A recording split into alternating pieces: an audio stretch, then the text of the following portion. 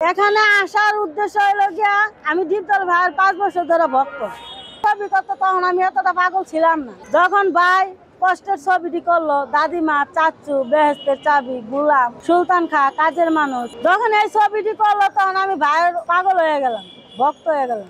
এরপরে রানী স্কুলে লয়ে যাইতো, নিয়ে আসতো, রোদ লাগলে বৃষ্টি আসলে তারে কচু পাতা দিয়া তারে মাথায় ছাওয়া দিত, বাসায় না গোসল করাইতো, ভাত খাওয়াইতো, গান গাইতো। তখন স্বপ্নে দীপদল ভাই আইসা আমার বলতেছে, বোন তুই কাঁদিস কেন, আমি তো তোর পাশে আছি।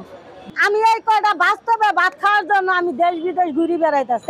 দীপদল ভাইয়ের জন্য স্বামী হারাইলাম, সন্তান হারাইলাম, বাবা মা হারাইলাম, দেশেও যাওয়া বন্ধ হয়ে গেল। সাংবাদিকেরা তোরা ভাইরাল করছে, এই কারণে আমি শর্মে বাড়ির যাওয়া বন্ধ করে দিছি।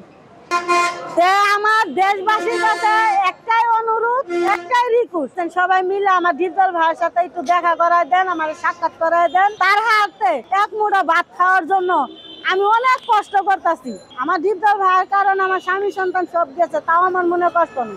আমি গাবতলী গেছি আপনার সাথে সাক্ষাৎ করার লিগা, তা আমি আপনারা যা পাই নাই। তখন একজনে বলতাছে, মাইক দিয়ে বলতাছে যে দীপদলের বড় ভাই মারা গেছে।